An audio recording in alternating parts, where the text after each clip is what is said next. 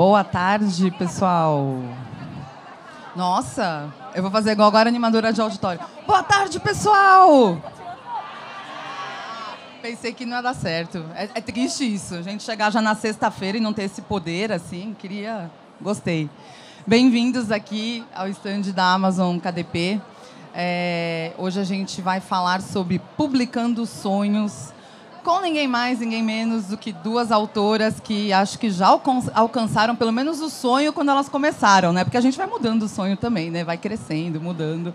Então a gente está aqui com a FML Pepper.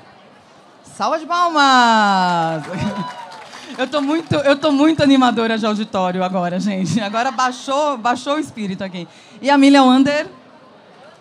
Wander! Você vê, a gente é Wander. Mas eu gosto de falar, é Wonder. Fica quase um Wonder, né? Bonito, achei que ficou bonito. E a gente vai falar exatamente sobre publicação, né? Como publicar na KDP e principalmente falar com duas pessoas que alcançaram um sucesso e que começaram... Eu sei que Pepper começou praticamente com a Amazon aqui. Praticamente não, com a Amazon. Exatamente. Eu, Monteiro Lobato, Machado de Assis, a galera do Caixão e eu, tá vendo? viva. Tava lá. Ninguém acreditava em Amazon e eu já acreditava. Em dezembro de 2012, a Amazon aportou no Brasil e eu entrei junto, eu acreditei. Março de 2013. Tá vendo? E eu vou te falar uma coisa. Em dezembro de 2012, eu lembro exatamente onde eu estava no dia que a Amazon chegou, porque eu trabalhava no Publish News, que é um portal que cobre o mercado editorial. E eu estava em Ribeirão Preto, fazendo visita comercial para editoras. E eu lembro do meu irmão, que era o fundador do Publish News na época, e ele só fez assim: acorda, a Amazon chegou no Brasil e tem que escrever nota. Então, assim... Então, eu lembro exatamente o que aconteceu naquele dia. Bom, eu queria pedir para vocês se apresentarem. Eu sempre gosto de deixar... Às vezes eu apresento, mas às vezes eu gosto de deixar de apresentar, vocês se apresentarem, para falar realmente o que vocês acham importante, o pessoal saber sobre vocês e a trajetória aí com a KDP. Pode começar você, Pepper. Bom, primeiramente, muito obrigada pela presença de vocês. Eu não tenho dúvida que a coisa mais preciosa que cada um de nós tem é tempo. E esses minutos que vocês estão cedendo da sua vida para estar aqui, então é um presente para mim. Muito obrigada. Bom, para começar, escrita é uma coisa que todo mundo vem me perguntar, né? Eu não vou ficar falando quantos milhões de leituras eu tenho, quantos mil livros eu vendi. Quem quiser é só chegar lá, vai ver, porque eu acho até muito metido eu ficar falando aqui quantos milhões de livros eu vendi, mas vocês podem descobrir facilmente. Agora, o que eu quero dizer para vocês é o seguinte: se vocês estão aqui, é porque provavelmente vocês têm o sonho de publicar um livro, provavelmente, não a que seja, e eu quero deixar bem claro que escrever é uma arte, mas vender é um negócio. Então, não se iludam. É escrita no papel, com o olho no mercado. Não adianta. Ah, mas agora o modismo é vampiro, ou o modismo é hot, ou o modismo é XYZ. O modismo sempre vai ser. E quem vai primeiro bebe água limpa. Então, se vocês virem alguma coisa sendo moda, até a hora de vocês lançarem, não será mais moda. Então, escrevam com o coração de vocês. E eu já começo dizendo o que seria o fim, né? É o que eu acho que é o início, o meio e o fim. Não escrevam por modismo. Escrevam aquilo que o seu coração diz que vai bombar. Porque em um momento aquilo vai bombar. Você tem que ser a pessoa mais apaixonada pela sua obra do que qualquer outra pessoa. O leitor vê nos olhos do escritor se ele é realmente apaixonado pela história dele. E se você é o melhor, a pessoa que mais ama aquela história, você é o maior vendedor da sua história. Eu acredito nisso. E eu acho que foi graças a isso que eu estou aqui com esse privilégio de poder falar para vocês essa tarde. Obrigada.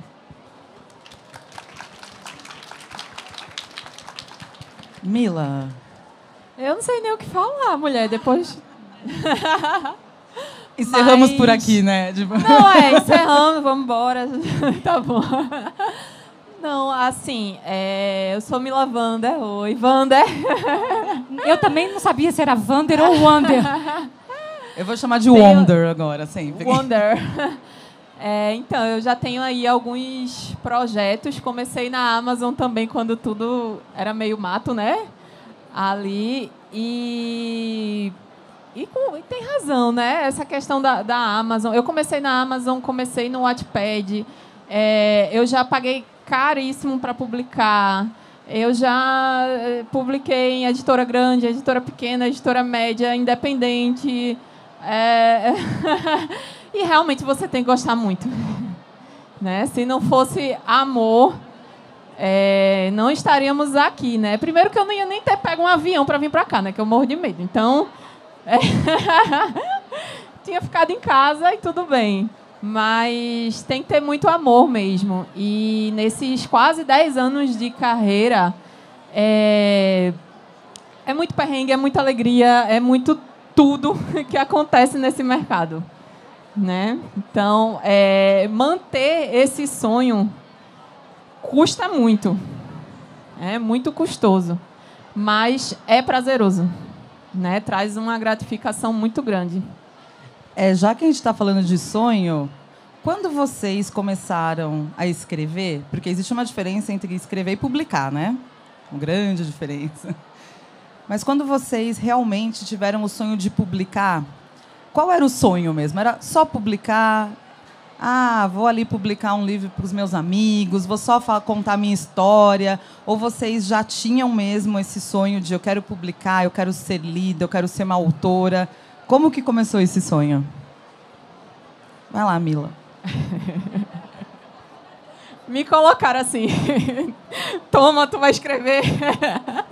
Mas, é sério, eu caí de paraquedas.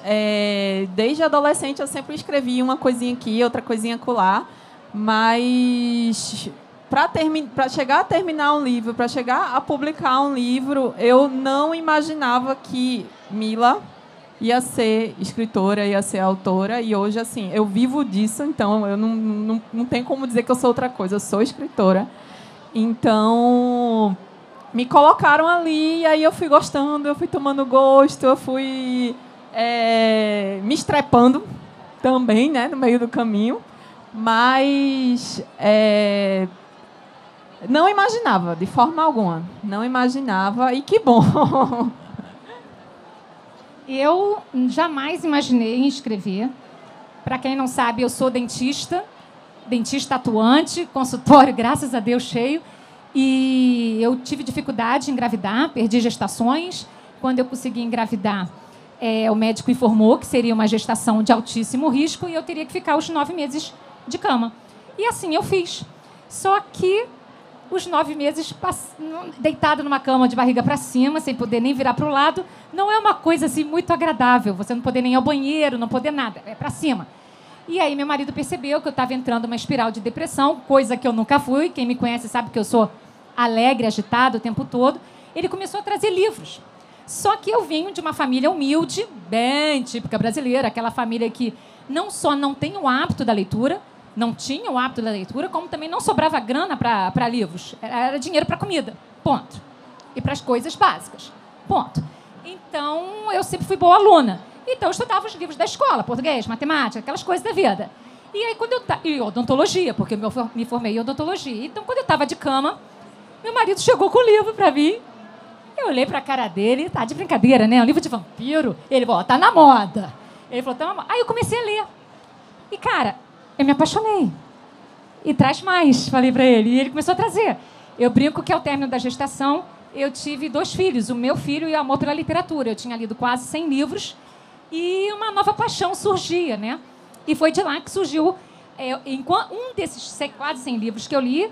Quem conhece minha história sabe, era a menina que roubava livros, do Marcos Suzak. E a história era narrada pela morte. E aquilo me empolgou muito, né? Porque veio a ideia na minha cabeça, caramba, e se a ceifeira, né, se apaixonasse pela pessoa que ela teria que matar? Como é que seria isso? Se a ceifeira, se a morte tivesse sentimentos? E assim surgiu a ideia para o meu livro, Não Pare, né, que narra a história de uma garota que se apaixona pela própria morte. E é uma saga, uma grande saga de vida, de morte. Só que a galera... É o seguinte, meu filho nasceu, eu tive que voltar atendendo no consultório. E aí, pô, o que você faz? Ah, meu Deus, o que eu faço? O que eu faço? Tinha um 0800 chamado Amazon. Vou nessa. Pus meu livro na Amazon. Quem Em menos de um mês, ele já estava entre os 100 mais vendidos da Amazon. Nada. Boca a boca, total, esse início. Meu paciente na boca, ali atendendo, minha secretária, doutora Fátima, tá antes, meu Deus, o quê? F é de Fátima, tá? F é meu codinome, obviamente. Aí eu olhei lá, cara, e aí quando eu vi, continuou. E assim nascia a história de Não Pare. Quando eu escrevi o primeiro, eu não tinha nem ideia pro segundo, tava tudo na cabeça, mas não no papel. Aí eu percebi que a Amazon era coisa verdadeira.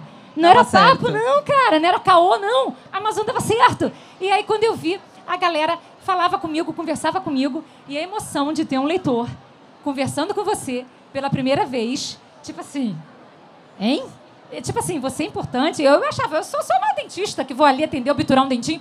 Não, você é a Pepper, caralho, eu sou importante assim. E aí você começa a entender aquela aura. Obviamente que não tem nada disso, eu sou carne e osso igual a vocês, mas é uma emoção muito maravilhosa estar do lado de lá como leitor e estar do lado de cá como escritor. E é isso que eu quero que vocês entendam. Cada um faz o seu caminho. Um escrevendo desde cedo, outro sendo apresentado aos livros numa época bem mais tardia da vida. E não existe hora para livro, não existe hora para escrever o seu livro. E eu acho que é uma coisa muito forte. Quantos talentos estão aqui dentro dessa sala? Pode ter uma próxima J.K. Rowling, pode ter uma próxima Stephanie Meyer, pode ter aqui dentro, gente. A verdade é essa. Eu posso estar olhando para onde vocês agora. Então, o fato é, tem uma boa ideia, acredita, coloca no papel e, fazendo cascalho, usa a Amazon porque dá certo. Eu estou aqui, eu sou a prova disso, dá certo. Aí, ó, hoje eu acho que vai ser só aplauso aqui, assim. Mas já pegando esse gancho, nossa, minha garganta agora deu uma secada. Vou fazer essa pergunta e depois vou beber água. Então, assim, você tem uma ideia, acredite nela, né? É o que você falou. Mas passos práticos. Então, como que é? A gente sobe o livro e tudo acontece? A gente sobe o livro e daí tudo... E daí você vira uma Pepper, você vira uma Mila. Queria que vocês falassem um pouquinho desse passo, realmente, de colocar o livro, a necessidade das etapas, né, para que esse livro seja visto. Né? Muita gente que passou por aqui, não só autores KDP, mas autores também de editoras tradicionais, tem falado hoje não existe um autor sem divulgação, sem rede social, mas queria que vocês falassem primeiro desses passos dentro da KDP mesmo. Mila, fala que eu falo muito. Então, não é nenhuma mágica, né? As coisas elas não acontecem de um dia para o outro, de uma hora para outra, né? Sempre tem que rolar esse processo. E eu costumo dizer que escrever é só uma parte do que a gente é. Na verdade, nós somos grandes marqueteiras, né? Seja nos lugares onde a gente vai, seja nas redes sociais, em todas as redes sociais. Aqui e acolá é sempre levando o nosso trabalho, é sempre levando o nosso livro, é sempre, como a Pepper falou no começo, é um negócio, né? Então, assim, nós somos as nossas empresas, né? O livro é o nosso produto. Então, como é que está esse produto? O produto tem que estar bom. O mínimo que tem que ser é isso, o produto tem que estar bom. Então... o dia escrevendo, metade do dia escrevendo, metade do dia pensando. Como é que vai ser capa? Como é que vai ser a diagramação? Quem é que vai revisar? Como que vai ser essa revisão? O que é que eu faço para poder melhorar? É pesquisando sobre alguma coisa que tem dentro do livro que você precisa, né, fazer essa pesquisa, fazer esse estudo. É estudando técnica de escrita. Também conversando com outros colegas, né? Porque ninguém é só, né? Não tem como a pessoa crescer sozinha de jeito nenhum, não rola. Então, é parceria, é muita coisa envolvida ali. Então, escrever às vezes fica lá no último. Eu queria que fosse um pouco mais até, né? Porque eu não me considero uma pessoa tão boa para marketing. Eu gosto mais ali de estar escrevendo e colocando minhas ideias no papel. Mas tem que fazer, porque senão realmente você desaparece ali, né? Quando a gente entrou na Amazon, não tinha tanta gente quanto agora, né? Isso é uma realidade que é fato, né? Quando a gente entrou, não tinha a quantidade de pessoas que estão escrevendo, que estão publicando, que estão lançando porém também não tinha a mesma quantidade de leitores que tem agora. Né? Agora, realmente, assim, quase todo mundo lê pelo celular, lê pelo Kindle, lê por algum lugar que seja digital. Então, é um momento de se renovar, né? De renovar esse mercado, de renovar a nossa ideia de livro. Né? Eu sei que muita gente ainda gosta de livro físico, mas o livro digital ele é o futuro. Né? Questão de preço, questão de papel, questão de... Isso são coisas que todo escritor tem que pensar. Né? Em preço de tudo. Preço de tudo o que ele está fazendo para poder investir, porque nós somos a empresa. Né? Esse é o nosso negócio. E eu não sei. Você ainda é dentista? Com certeza, eu estava atendendo ontem. Pergunta para os pacientes. Do ponto de Gente, vista... que legal! Pegando o link aqui, trazendo de uma forma prática para a gente aqui. Como a gente faz para vender? Vocês estão vendo um montão de estandes aí, essa quantidade absurda de estandes. O que faz vocês entrarem em um determinado estande e pegar determinado livro? A capa, talvez. Tá quente, tá isso aí. Primeiro tem o psiu. É o psiu que faz para cada um. O psiu para você é diferente do psiu para você, que é diferente do seu psiu, que é diferente do seu psiu. Porque cada um vai falar o público-alvo ao qual se destina. Correto? Então, para começar, se eu quero me destacar no meu público-alvo, eu tenho que entender que a Amazon é uma grande bienal todos os santos os dias. Todos os santos os dias. A Amazon é uma grande bienal. E a Amazon é uma grande bienal como? Como é que eu vou escolher um livro lá no meio daquela multidão de livros? Você tem que fazer dever de casa. Qual é o dever de casa? Aí, dever de casa é capa que fale a linguagem do seu público. 2, sinopse. Sinopse não é resumo. Vocês não vão vender nada fazendo resumo. Joãozinho vivia muito feliz com Mariazinha, até que chegou Pedrinho, destruiu a aldeia e matou Mariazinha e levou o filhinho. Ninguém vai ler, isso é um tédio. Agora você faz um teaser. Joãozinho estava lá na aldeia dele com Mariazinha, de repente chegou o mauzão com os cavalos. Corre, Maria, corre! Maria corre, mata o João. Pedrinho tá com Maria, mata a Maria. Será que vai salvar Pedrinho? Não! Pronto, agora eu vou comprar essa merda desse livro, que, porra, eu preciso saber o que vai acontecer. Eu vou embora dessa mesa, porque eu vou deixar... Não tem... É isso que faz o leitor ler. Ele bateu de olho na capa. Você fez uma sinopse. E eu posso falar isso. Eu erro em sinopse até hoje. Meus agentes estão aqui para vocês terem uma ideia.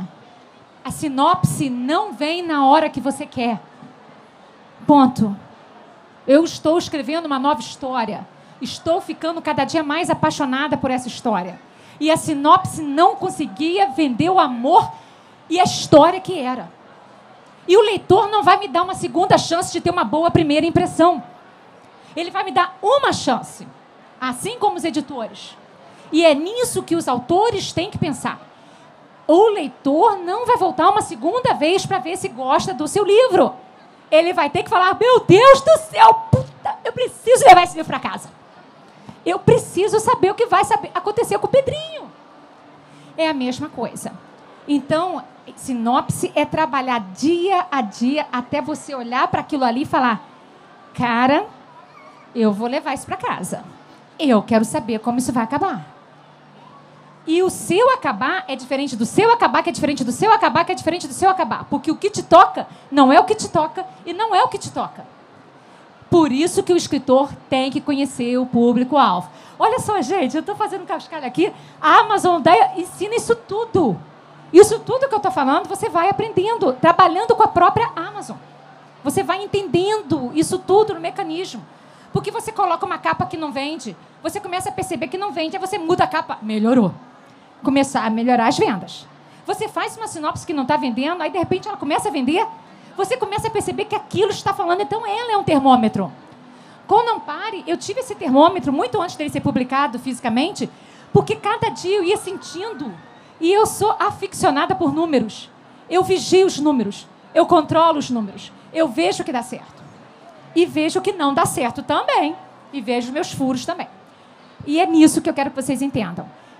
É um negócio, mas existe um encanto. E o ser humano é emocional.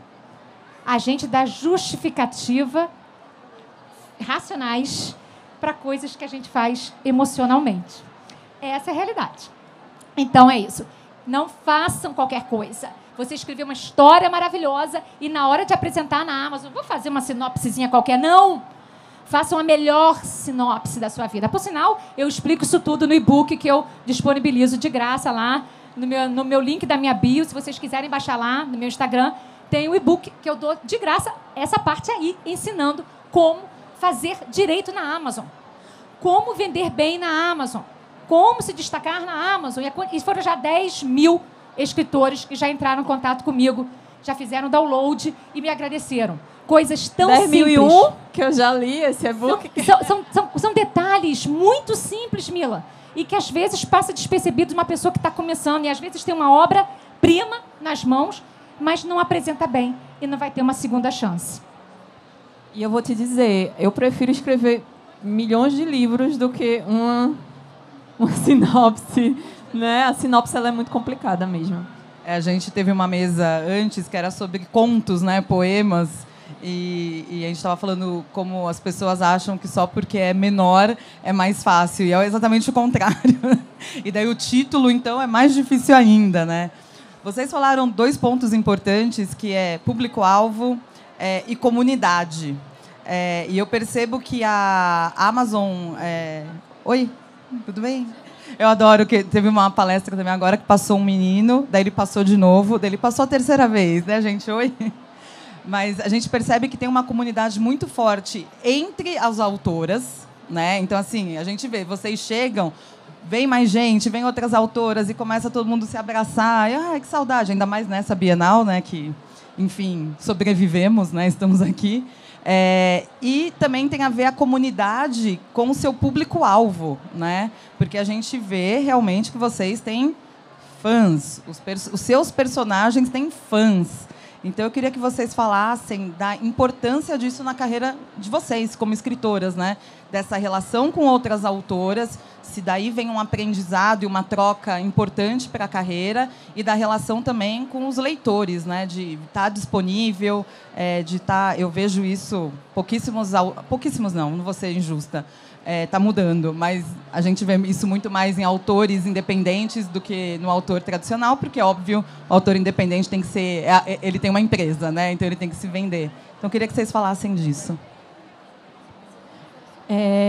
Eu lembro de quando era tudo mato, né? Lá em 2013 não se tinha tanto apoio assim à literatura nacional e também não se tinha tanto apoio à literatura independente.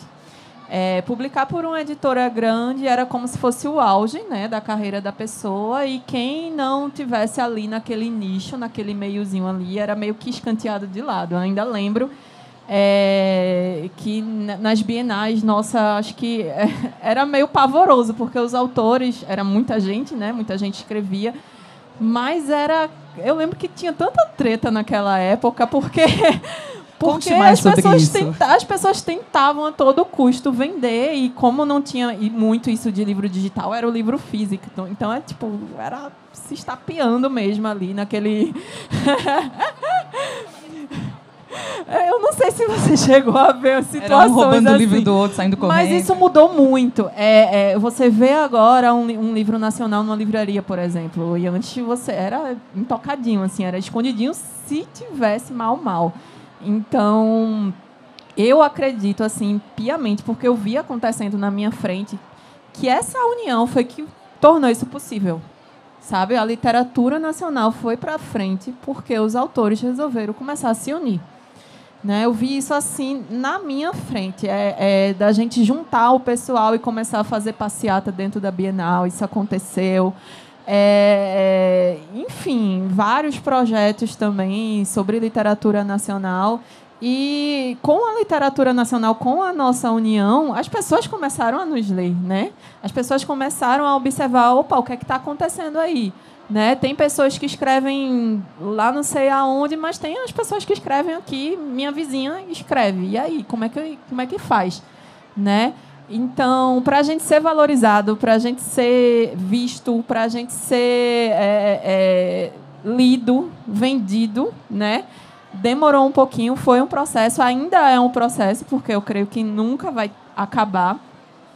Mas, com isso, veio a proximidade de colegas e a proximidade de leitores. E, com a proximidade de leitores, as outras pessoas começam a ver também o que está acontecendo. Por que quem é aquela menina ali que está com uma fila ali de algumas pessoas que estão autografando determinado livro? Então, vou lá, vou ver o que está acontecendo. Então, isso é muito massa, né? Muito massa. Hoje, a gente consegue ver essa diferença de pessoas indo procurar autores para tirar uma foto, para pegar um autógrafo, e aí pega o livro na Amazon, e aí, às vezes, imprime o livro também, porque o e-book só não dá, tem que ter nos dois, né, nos dois meios. Então, isso só engrandece. Isso só engrandece o mercado como um todo, a literatura como um todo. Bom, da parte dos amigos, Mila fechou muito bem. E na parte dos leitores, uma coisa muito curiosa, né? A gente tem o hábito de achar que o que está longe é melhor. O que está muito perto da gente, a gente se compara. Então, você vê, um autor chega lá de fora, mas ele veio lá de fora. Um autor aqui de perto talvez não tenha a mesma força. A gente, sem perceber, a gente faz isso. É capaz de Usain Bolt, o vizinho dele, não ligar para ele. Esse cara aí vai correr. E o cara é o cara mais rápido do mundo. Então, é uma coisa muito bacana que a Amazon permitiu, essa democratização do leitor também. Então, quando a gente saiu daqui, antigamente o leitor achava que só obra boa era obra que vinha de fora. E a gente começou a mostrar pela Amazon que tinha muita obra boa de autor nacional. E o leitor começou a ficar meio mexido. Até, por exemplo, eu vou dar uma coisa, né? O meu sobrenome é FML Pepper, o meu pseudônimo é FML Pepper. Por quê? Porque eu sou dentista e quando eu coloquei meu nome foi um tiro no pé, que as pessoas naquela época iam no Google, aí procurava lá, ela é dentista ou escritora? Eu falei, caramba, eu vou ter que separar uma coisa da outra. Eu criei um pseudônimo, que era como eu dava aula de inglês e era o nome que eu já usava naquela época. Mas o que é mais legal é o seguinte, é você ver que o leitor começa a te reconhecer pela sua qualidade. Caramba, eu achava que você era americana. Seu livro é tão bom que eu achei que você era lá de fora. De início, eu tinha um orgulho danado. Quando a pessoa falava isso para mim, nossa, você é tão boa que parece um autor americano. Hoje, quando o leitor fala isso, eu já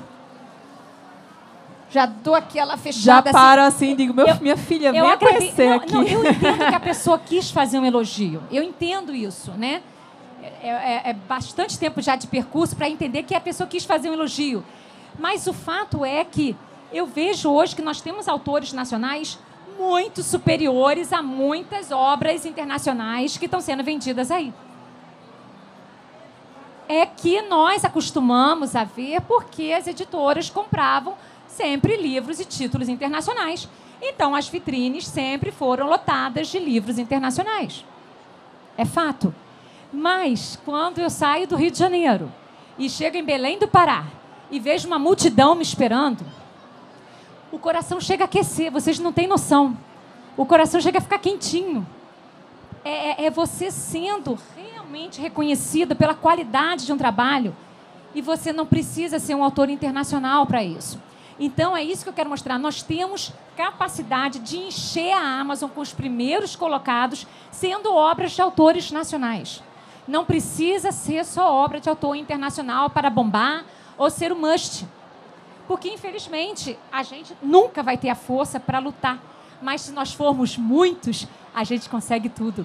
Porque foram o povo que derrubou grandes impérios. É a multidão. Então, nós somos muitos. Nós somos muitos. A gente pode definir o que a gente gosta. Só depende da gente. Queria que a gente falasse um pouquinho, a gente já entrou um pouquinho aí na parte da divulgação também, mas vocês provavelmente acompanharam muitas mudanças na divulgação, né? Não tinha TikTok, não tinha Instagram, né? Várias coisas.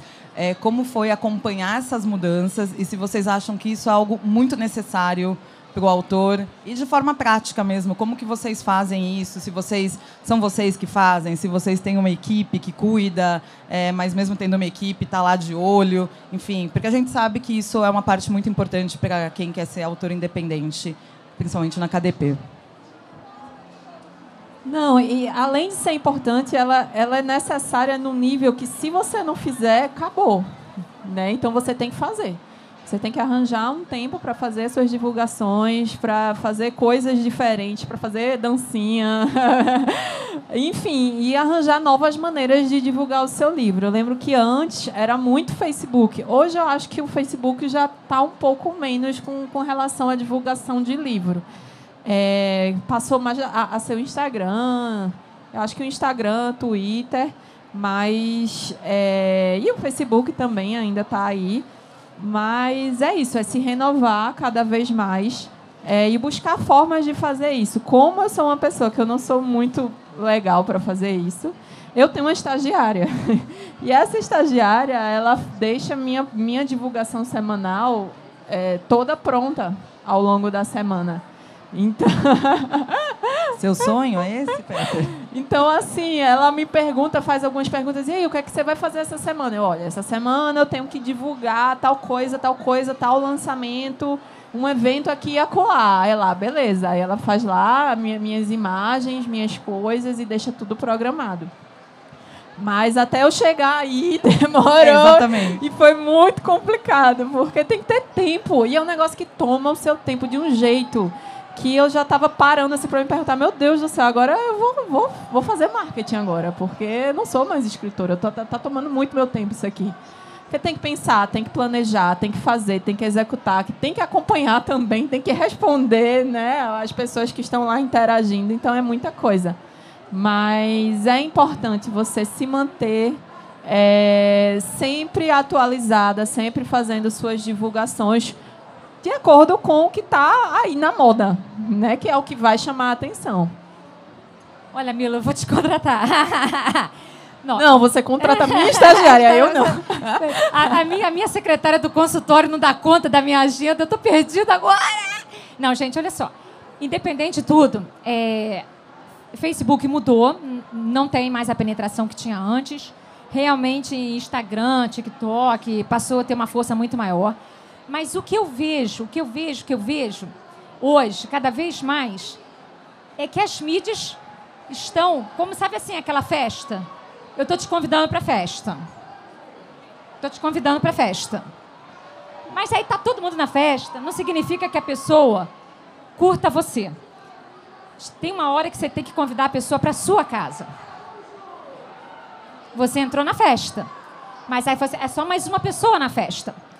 Como é que você faz fazer para essa pessoa entrar na sua casa que é o pote de ouro no fim do arco-íris. Quem sabe não vai contar, obviamente. Mas eu tenho lá minhas suposições. Durante esse tempo de pandemia, quem olhar meu Instagram vai perceber. Na época da pandemia era tudo transado, porque eu não tenho ninguém que faça para mim, sou eu mesma. Então, eu fiquei brincando no Canva, né, em casa, fazendo nada. Consultório de dentista não pôde trabalhar, fiquei 3 meses com o consultório fechado. E aí, eu falei assim, bom, vou brincar no Canva, né? Legal. E aí, tudo transado, muito maneiro. Mas sabe o que eu reparei? Que as pessoas não querem mais coisas transadas e muito maneiras. E até o profissionalismo está indo para o baixo. Sabe o que elas querem? Elas querem a autenticidade. Elas querem a verdadeira você, a verdadeira você, a verdadeira você, a verdadeira você, a verdadeira você. É isso. É porque é tanto marketing, é tanta divulgação, é tanto comercial, que as pessoas já sei. Óbvio que a gente não é boba, a gente tem que fixar uma marca. Para fixar uma marca, a Coca-Cola não precisaria mais fazer propaganda, vamos combinar? Mas a gente tem propaganda da Coca-Cola todo santo dia. É uma fixação da marca. Então, quando a Pepper coloca o Não Pare, quando a Pepper coloca o 13, lá vem a Pepper de novo. Não! Porque da mesma forma que tem gente antiga, tem gente nova chegando no meu Instagram ou na minha fanpage. Então, essas estão sendo apresentadas ao meu produto. Mas se eu ficar falando só sobre Não Pare 13 o tempo todo, vai encher o saco, ninguém vai aguentar. Então, o que eu acho hoje é que mostre você. Mostre o seu outro lado, o seu lado humano, Além do seu lado de escritora, claro, que as pessoas têm que saber que você tem que vender e ganhar um cascalho na Amazon. Mas mostra o seu lado humano. Eu acho que o ser humano, depois dessa pandemia, está dando muito valor a isso, porque todo mundo pode em casa mexer no Canva. Se eu posso, todo mundo pode. Mas a questão é como chegar ao outro e como convidar o outro para a sua casa. Muito bom. Antes da gente abrir para perguntas, eu queria que vocês falassem um pouquinho do processo de escrita de vocês. Porque é muito interessante, porque cada um que passa aqui, né, fala uma coisa. Tem gente que fala, eu sento e escrevo, não faço nem esqueleto, nem crio personagem, vou escrevendo. Daí tem outro que fala, não... Eu que falei isso pra tu. Não, já foi alguém que passou por aqui. Já, agora. Daí tem outro que fala, não, eu tenho, né, coloco todos os personagens, pesquiso... E a gente não está aqui para falar o que é certo ou errado, mas mostrar as possibilidades. Então, eu queria que vocês falassem um pouquinho desse processo de vocês, na hora de escrever mesmo.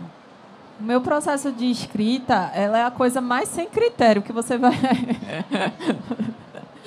Mila, você escreve que horas? Não tem hora, não tem lugar, não tem momento. É quando vem a inspiração e, assim... Não gosto de fazer roteiro, não gosto de fazer esqueleto, não gosto de fazer nada. Quando eu faço roteiro, eu tenho a sensação que eu já escrevi a história.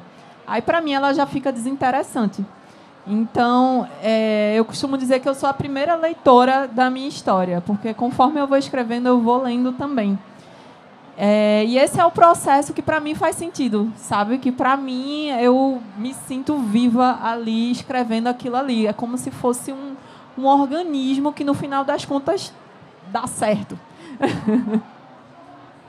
Os americanos costumam dividir o processo de escrita entre dois tipos de autores.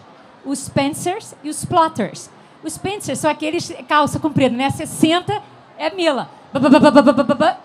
Levantou uma sentada e escreveu. E tem o Plotter, é aquele que faz um enredo, uma narrativa e segue aquilo. Eu tendo a ser mais pelo Plotter, até pela minha vida, por ser dentista. Eu não tenho muito essas coisas. Eu tenho horários... bem militar mesmo, uma responsabilidade. Da mesma forma que eu tenho que chegar no consultório e estar lá em determinado horário, porque meu paciente quer ser atendido naquele horário, eu vou atender em determinado horário, e eu sou correta com o horário, eu também faço isso para a odontologia. Então, eu tenho o dia, às quartas à tarde e quintas de manhã, são meu dia de produção. Então, eu chego e faço um esqueleto da minha história. Obviamente, eu não sei tudo o que vai acontecer. Mas eu, por exemplo, eu preciso ter um início, um meio e um fim. Em cima disso, eu costumo dizer que é o esqueleto. Eu vou começar a fazer o quê?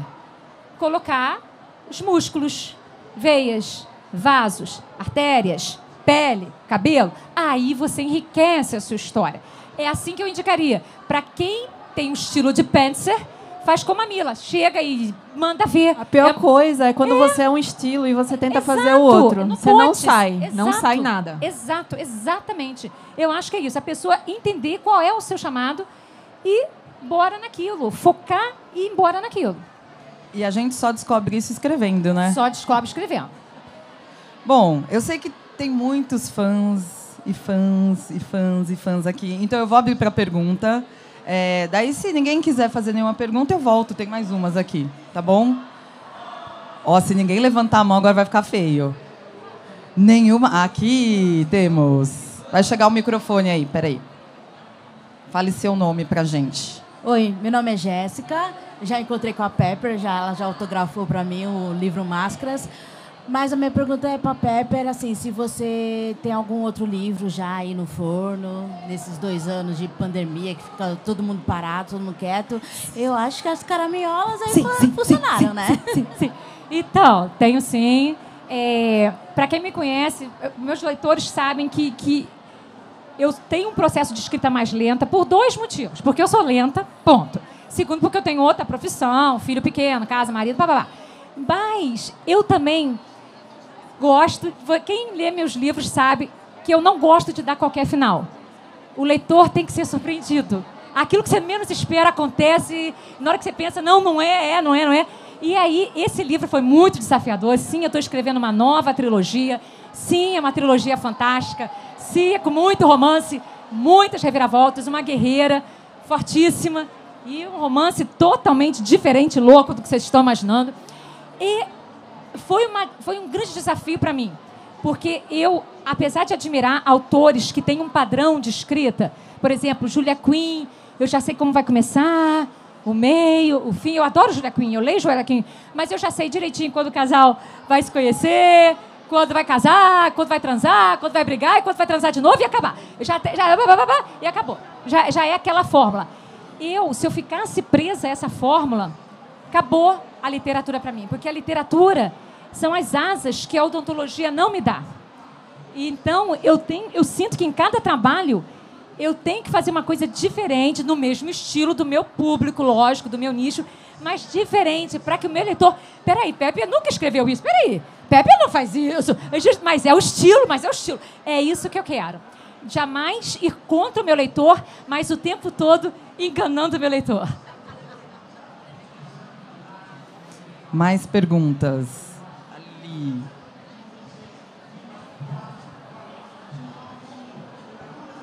Oi, prazer, eu sou a Daniele. E agora vocês estavam falando sobre as novas divulgações, como vem mudando as redes sociais. E como uma influenciadora, eu queria saber das duas, qual a importância e a relevância do influenciador digital literário para vocês, autoras? É tudo, né? É tudo de bom. Porque, para começar, o próprio nome já diz, é influencer. Então, a pessoa, aquele leitor que está chegando lá pela primeira vez, começa a acreditar na sua palavra. Você é igual um paciente que chega no meu consultório e trata comigo há anos. Quando ele tem um problema e eu dou o diagnóstico, ele vai confiar. Porque eu trato e sempre deu certo. Se a doutora disse que o meu problema é esse, fechou. A pessoa confia, é uma relação de confiança. Então, quando o influencer se mostra uma pessoa realmente fiel aos valores, e não só porque está vendendo para aquela editora aquele livro e tal, para ganhar um cascalho, mas realmente porque curte, porque gostou daquela história, cara, eu quero saber tudo que você acha daquele livro, porque eu vou querer comprar. Você está me dizendo que o livro é bom, eu vou nessa. Eu vou acreditar, porque eu já confio na pessoa. Então, para mim, é muito maneiro. A tua pergunta me lembrou de um trabalho da faculdade que eu fiz recentemente. Eu estou quase me formando em psicologia. E claro que eu já sabia que essa influência era massa, porém, colocar no papel em forma de um artigo e pesquisar algumas meninas que fazem, né, esse trabalho e analisar a postagem, analisar os stories, analisar tudo que elas estão fazendo ali e o que o público dessas pessoas estão fazendo me fez ver que, assim, é um negócio de louco, assim, de louco mesmo. E, assim, para mim foi muito legal fazer esse trabalho e, cara, o que vocês fazem é um negócio... Eu fico de cara, né? Na verdade, eu fico de cara. É cada foto linda, e aí tem o texto, né? E aí tem as brincadeiras que fazem, né? Então, vocês apimentam esse mercado, né? Vocês trazem essa animação, vocês trazem essa graça, vocês trazem... puxam o pessoal para a gente, né? Então, é uma parceria, assim, que dá certo, sabe? Muito bom. Acho que a Pepper falou uma coisa interessante também, que é a questão de você... saber o que, quando você, como leitor, você olha aquele influencer e fala, eu confio. E é muito interessante que, do lado do autor, quando o autor também faz alguma parceria, ele também saiba com quem ele está fazendo a parceria. Porque, às vezes, você pode ter um super influenciador, mas não é o nicho, não vai conversar com o mesmo público, né? Então, acho que isso é uma coisa importante também, né? Podem falar, se vocês quiserem, sobre isso. Mas é isso mesmo. Mais perguntas? Ali. Sabia que ia ter muita pergunta. Olá, boa tarde, tudo bem? Gostaria de fazer a pergunta para as duas sobre como que vocês lidam com as críticas, tanto positivas quanto negativas, em relação aos seus livros. Isso. A gente tem a piada já aqui nesse palco, que é: gostei, 1 estrela. De praxe. Essa toda vez. Bom, tem uma coisa curiosa. 2 coisas aqui. Uma, eu ensino, eu passo isso para alunos do curso que eu já dei e tal. É muito curioso. Depois de um tempo, você começa a... Antigamente, quando me dava 5 estrelas, eu sou muito boa. Sou boa demais. A alma lavada. Aí a pessoa te dava 1 estrela, eu vou te matar, filha da puta. Entendeu? Vou te pegar ali na Acabava com a minha esquina, semana.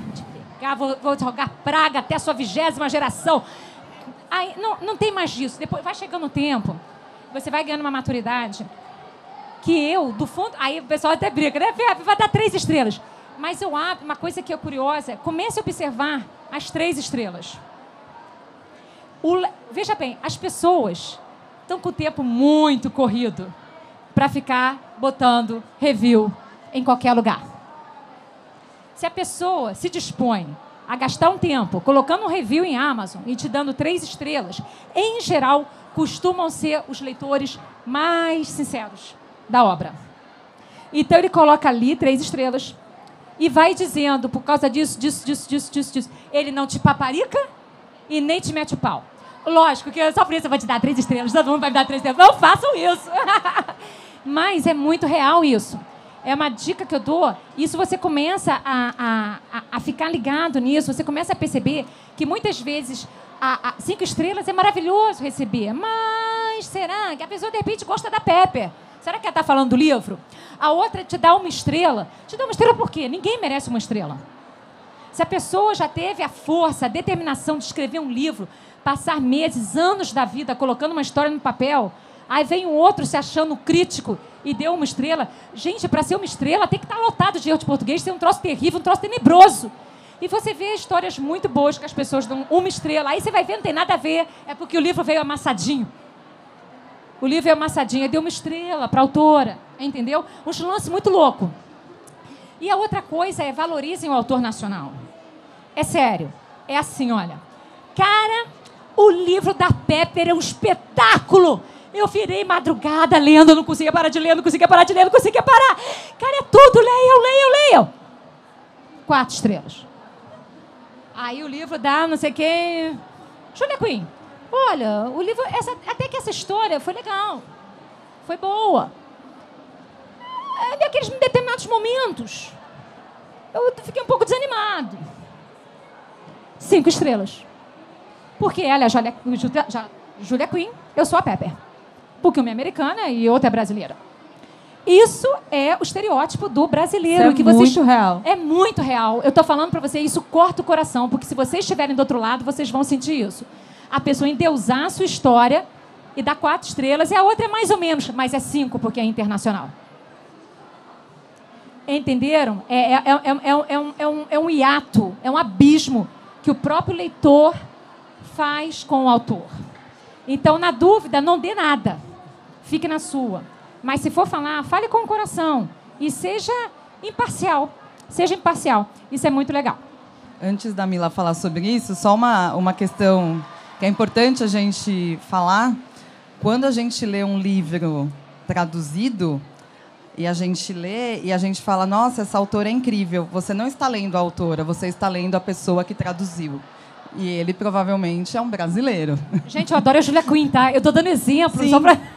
Não, a Senão gente alguém vai entendeu. falar, a Pepper falou mal da Julia Quinn. É a única coisa que vai sair da mesa. Pepper fala mal da Julia Quinn.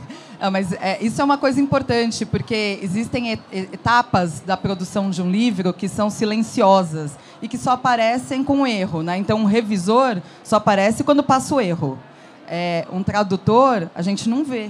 Mas o tradutor é um trabalho de... Ele reescreve o livro, né? Então, tanto é que é diferente o pagamento de um tradutor para um revisor. Ele tem um trabalho de autoria, um tradutor. Então, isso é uma coisa para vocês pensarem. Toda vez que vocês forem ler um livro traduzido, pensar que tem ali um autor nacional. Perguntas? Ninguém? Aqui temos. Boa tarde, meu nome é Breno. Eu não tenho nenhuma pergunta diretamente relacionada às duas, eu não tinha tido o prazer de conhecer vocês. Eu sou um daqueles que é mais acostumado com obras do exterior, realmente. Mas eu prometo, eu juro que eu vou começar a dar... Sim, eu vou abrir meu coração para os autores nacionais, até porque... Não. Sim, o pior que eu sei, porque eu comecei a escrever, inclusive eu sou escritor ainda não publicado. Então, eu consigo imaginar a dor que pode ser de um autor publicado não ser reconhecido, porque é um medo que eu tenho, apesar de eu ainda não ter publicado. Põe o microfone só um pouco mais perto da sua boca. Ok, tá bem assim. O que eu queria mais era um conselho em relação ao um dos maiores medos que eu tenho, que é a questão da revisão. Porque eu estou chegando nessa etapa final e, como autores independentes não têm um orçamento muito grande, não tem muitas condições, revisão é caro, né? Ainda mais se tiver uma quantidade de página muito grande. Eu queria saber o que vocês pensam sobre revisão, porque... Deixa eu reformular aqui na minha cabeça. Desculpa, eu não tenho conhecimento completo. Vai dar para te entender com questão da revisão. Além de ser escritora, eu também reviso, né? Já faz 5 anos que eu reviso. Então, muita gente me pergunta muita coisa sobre isso e tem essa dúvida que você tem. E eu sempre dou os conselhos básicos de revisão de quando você está escrevendo e depois que você escreve. Né? Quando você está escrevendo, é primordial que você leia o que você acabou de escrever. Não, assim, parece besteira, mas eu já peguei revisões que eu tenho certeza que a pessoa não leu em nenhum momento o livro dela. Então, sempre vá voltando um parágrafo antes. Quando você está escrevendo um capítulo, sempre vá voltando um parágrafo para poder continuar e fazer o outro. Sempre volte, sempre volte. E no outro dia, quando você começar um outro capítulo, você lê o capítulo que você escreveu ontem para poder começar a escrever o outro. Isso é enquanto você está escrevendo. Depois que você terminar, você volta para o começo. Mas uma dica que eu dou é não volte imediatamente.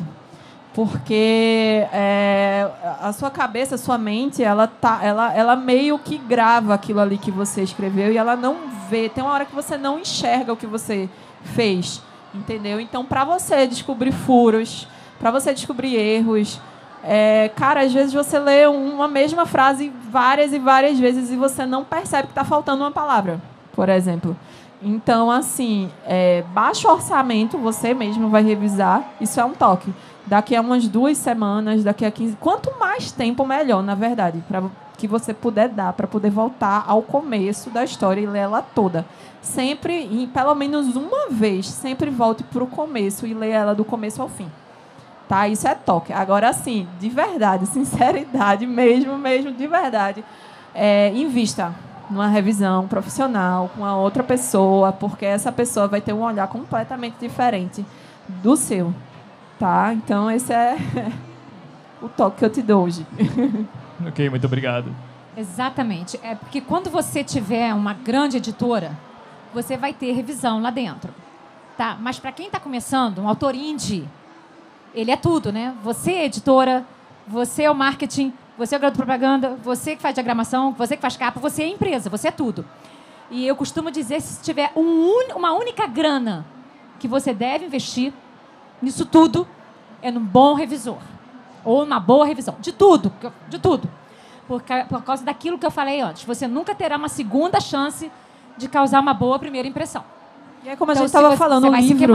Você pode se queimar. O livro é o produto, você é a empresa. Se você dá um produto ruim, a pessoa vai consumir, ela não vai voltar para consumir de novo. Vai ser muito difícil. Ela não volta. Então, se puder, junte uma grana para isso. Contrata a Mila. Pode mandar direct. Pode passar. Quer passar de novo? E uma coisa, ontem a gente teve um bate-papo aqui sobre revisão, né? O papel da revisão nos livros. E estava o Marcos Marcionillo, que, além de editor da Parábola Editorial, que é uma editora focada em linguística, ele é o curador do Prêmio Jabuti. E ele dá aula de revisão na minha escola. E ele contou um caso que foi que ele, atenção, é uma editora de linguística totalmente voltada, faz 2, 3 revisões. E foi erro dele. Ele deixou passar o nome errado de um autor na capa. Então, a gente estava falando exatamente sobre essa questão de que o olho vicia. O seu olho vicia. A gente lê a palavra. Vocês já viram aquela brincadeirinha que eles tiram sílabas e a gente consegue ler exatamente? Porque o nosso cérebro, ele completa. Né? Então, é muito importante a revisão. E todos os bate-papos aqui que a gente ouviu, autores de sucesso da KDP têm uma excelente revisão. Eu posso afirmar isso agora. Então, eu acho que é isso mesmo que elas falaram. Mais perguntas? A gente tem ainda aqui. Boa tarde, tudo bem? Meu nome é Cecília. Eu também sou revisora, só que sou freelancer. Tá? Aí, ó, já dá o cartão. Cecília, não, assim, eu sou professora e eu estou me arriscando assim na escrita, né? Quando eu era criança, eu gostava de escrever contos e tudo mais. Eu até publiquei um conto pela Amazon, mas assim, eu estou lidando com um bloqueio criativo terrível, terrível. E eu não sei se é por conta assim excesso de trabalho por causa da profissão e tudo mais. E assim, eu cheguei num ponto que eu não vou nem para lá nem para cá. Então, assim, eu estou beirando a desistir, né, daquilo que eu escrevi. Eu queria saber como que vocês, assim, como autoras, como que vocês lidam com essa questão do bloqueio criativo. Vocês realmente dão um tempo, mudam de foco? Ou se vocês insistem naquilo, escrevem, depois vão lá e apagam tudo? Queria saber esse ponto de vista da parte de vocês. Seu nome é? Cecília. Cecília, para começar é o seguinte. É um chamado? É um chamado? Te faz feliz escrever, ainda que você não publique, ainda que você não mostre para ninguém, ainda que você nunca mostre aquilo para ninguém? Você fica feliz? Então não desanima. Não desanima. Porque em algum momento vai sair. Nos Estados Unidos, nos congressos, tem um autor lá, eu esqueci o nome dele, mas ele costumava dizer: You must write 50 pages of shit. If you don't find anything, then try another 50 pages of shit. O que ele quer dizer com isso? Escreva 50 páginas de merda. Se não sai nada, escreve mais 50 páginas de merda. E vai escrevendo 50 páginas de merda, e merda, e merda. Até que, de repente, no meio daquela merdarada toda lá, você vai encontrar ouro. Uma palavra, uma frase que vai te dar aquele eureka. Era isso. Era isso. E por ali você pega aquilo e vrum, você consegue escrever uma história toda. Então, essa é a minha sugestão para você. Escreva. Continue escrevendo. Ainda que não saia nada dali bom, em algum momento vai chegar. Stephen King já falava isso, é a musa. A musa, ela é traiçoeira. A musa não chega assim: olha, eu já vou escrever, eu vou ter uma ideia maravilhosa, que será um best-seller, que vai ser lançado pela Netflix. Não existe isso.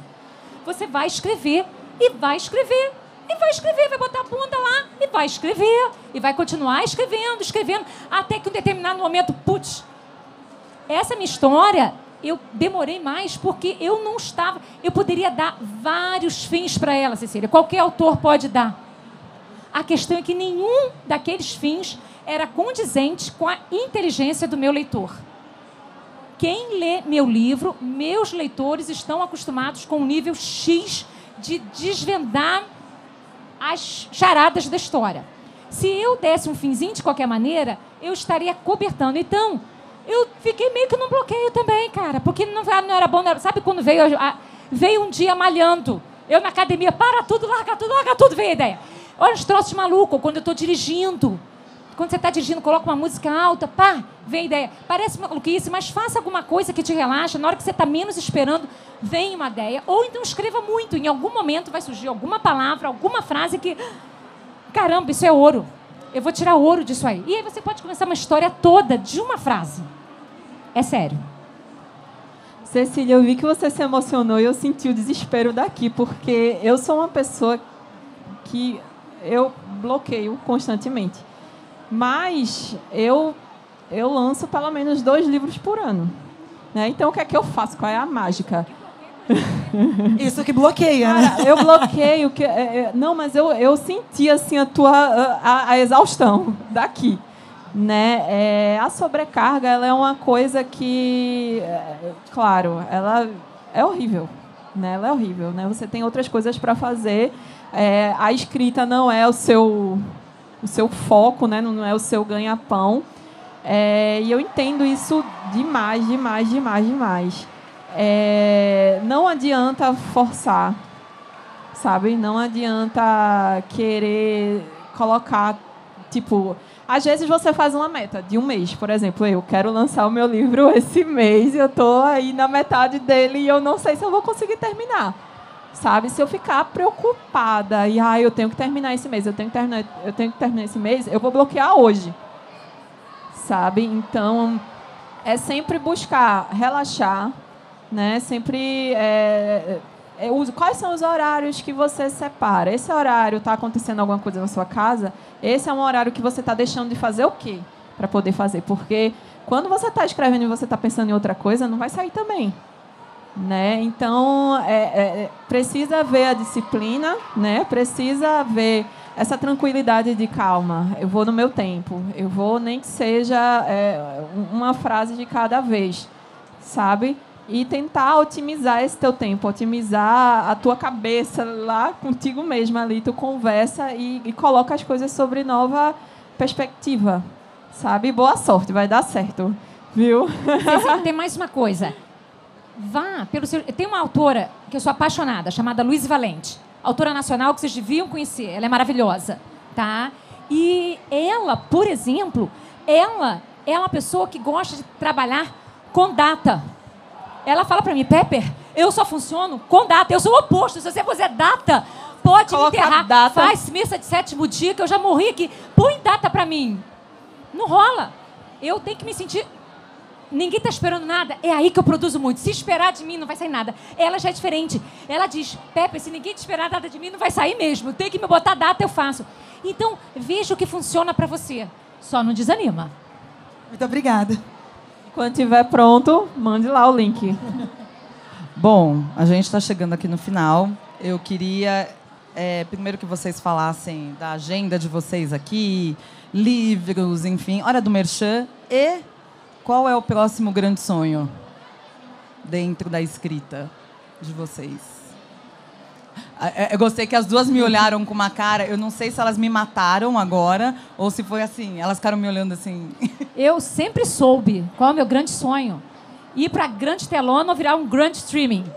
Se Deus quiser, vai virar. Vai virar. Vocês podem esperar. Um dia, não pare, vai arrebentar esse telão. Vai ser a obra mais vista daqui. E a galera vai falar, caraca, é Brazuca. E tá bombando. Vocês vão ver. A gente vai ter orgulho de falar que é nosso. O agente está feliz. Aquelas... Mila. Nossa, sonho é bem igual. Sonhar, ué. Só faz um lançamento em meses diferentes. Né? Gente, mas sonhar, né? Sonho, é um sonho assim muito meu. Eu consegui dar um passo agora. Foi um passozinho assim bem importante para isso acontecer. Não vou dar detalhes nem falar muito sobre isso, mas quem sabe? E onde a gente encontra vocês, os livros, enfim. Falem aí, como está a agenda de Bienal? Amanhã eu tenho um lançamento às 11 horas do Senhor Saboroso, lá na Planeta, na editora Planeta. E no domingo eu tenho o lançamento do meu Safadinho, às 16 horas. Lá na editora Qualis. Esqueci de dizer aonde. Eu vim por vocês, saí de Niterói, no Rio de Janeiro, peguei voo aqui para estar com vocês. Então, vocês são o meu presente dessa Bienal. Muito obrigada por terem me ouvido falar. Amanhã estarei passeando aí. Então, quem me esbarrar comigo, será um prazer bater fotos, rir, falar sobre livros, falar sobre Rick, Nina, Cole, Rebeca e a galera toda. Mas, quem quiser me achar, me marque lá no Insta. Vocês sabem que sou eu mesmo que converso. Quem sabe o meu Insta sabe que sou eu que tô lá mesmo, falando, conversando, porque quando dá, né? Por isso que demora 1000 séculos também para ser respondido. Mas vai ser um grande prazer poder estar lá e ajudar vocês de alguma forma, porque eu sei que os primeiros passos não são fáceis. Parece que a gente aqui, né, Mila, está na posição uau! Mas a diferença entre a gente e vocês é só o tempo. Em breve, eu quero estar aí onde vocês estão e eu gostaria de estar aqui, vendo onde vocês falando. Falei, nossa, e vocês falando. Eu peguei uma dica com a Pepper um dia, eu vou ter cumprido a minha missão dentro da Amazon, porque eu tenho certeza que se a gente fortalecer a vendagem de livros nacionais, nós vamos fazer com que as editoras comecem a querer mais autores nacionais e vai ser o chamado o Awesome Circle, o círculo do demais. Porque o demais é ter mais coisas nacionais e não coisas internacionais. Pelo amor de Deus, eu também adoro obras internacionais, deixar bem claro. Mas a gente só vai romper esse ciclo se a gente começar a ler mais e ver mais coisas nacionais de qualidade. E falar para o vizinho, olha, eu gostei, porque eu vejo gente lendo livros nacionais, mas na hora de falar, não fala que leu o Nacional, fala que leu A Culpa das Estrelas, fala que leu o outro, pô, fala que leu Safadinho, pô, gostosinho, não sei o nome, fala que leu Não Pare, pô. Mais fala, safado. Mais safado, fala. Tem que falar, gente. Tem que falar, porque cada uma palavrinha densa você passa para outro e vai que o filho daquela pessoa quer ser um escritor. E é uma mãe que vê um filho realizando, botando o livro na Amazon, bombando, vendendo. É uma família. Gente, os livros são funcionários que trabalham para mim. Vocês estão entendendo isso? A Amazon me permite isso. Meus 5 livros estão lá. Todo santo mês eles trabalham 7 dias por semana, 24 horas por dia, os 365 dias por ano. A Amazon sabe disso, eu sei disso, autor que vende sabe disso. Os livros me deram uma grana nessa pandemia. Quando vocês viram meu consultório fechando, eles trabalhavam para mim. Então, isso é uma possibilidade de ganhos. Eu estou falando em dinheiro, eu estou falando de dinheiro no bolso de cada um de vocês. E não estou falando para vocês largarem o seu emprego. Eu vejo muito o modelo híbrido. Modelo híbrido é você continua no seu emprego, mas você tem uma grana extra que começa a entrar todo mês na sua conta. E com essa grana extra te permite alçar outros sonhos e outros voos. Mas sabe quando vão ler o seu livro? Nunca. Se vocês continuarem só lendo obras de autores internacionais e só falando de autores internacionais. Vá na Amazon, compre um autor nacional que você nunca ouviu falar, veja se gosta, fale dele, comente sobre ele. Só assim a gente vai começar a mudar esse panorama para vocês. Não é para mim, porque eu já tenho livro que vende bem pra caramba. Vocês estão entendendo que eu estou lutando por vocês? Também. Lógico, não sou santinha, não. Também quero meu din-din. Mas eu estou falando a verdade. Eu não estou escondendo jabá. Então, não pense que vocês acham que todo mundo vai ler o da Julia Quinn e o seu. Não vai não, meu amor. Porque na hora que você só compra o da Julia Quinn, coitada da Julia Quinn, vai ficar com raiva de mim pro resto da vida. Eu adoro a Julia Quinn, anota aí. Eu tô dando exemplo. Vocês vão continuar lendo só Stephen King. Você não vai ler o João da Silva das Couves, que escreve um terror tão bom quanto. E aí, quando chegar a sua vez de escrever o terror, o seu também não vai vender. Por quê? Porque todo mundo só vai continuar comprando Stephen King. E aí você acha que vai mudar com você? Sinto muito. Não vai acontecer. Eu estou falando sério. Isso é real. Isso é de quem está no jogo. Isso é de quem está no jogo e joga. E já caiu e já se levantou. E sabe que a Amazon democratizou a literatura. E democratizar algo nesse país é difícil. Não é fácil. Democratizem as mentes de vocês. Abram as mentes de vocês para o novo. Entenda que é possível ganhar dinheiro, sim, com os livros. Mas se vocês começarem a entender que autor nacional também é bom. Para que um dia um leitor fale, eu também gosto de ler a Letícia, a Mila, o João, e quem quer que queira escrever. Tem que partir da gente esse exemplo. Obrigada. Pessoal, queria muito agradecer a presença de todos. Mila Vander, Pepper. E queria convidá-los para o bate-papo que vai ter às 18 horas. A gente vai ter o Felipe Brandão, da editora Planeta, com a Raíssa e o Humberto, e o bate-papo vai ser o que um editor procura no autor independente. Então, eu acho que vai ser um bate-papo bem legal aí para vocês entenderem essa diferença e esse caminho, né, do autor independente para uma editora tradicional. Muito obrigada. Boa Bienal para todo mundo. Obrigada, meninas.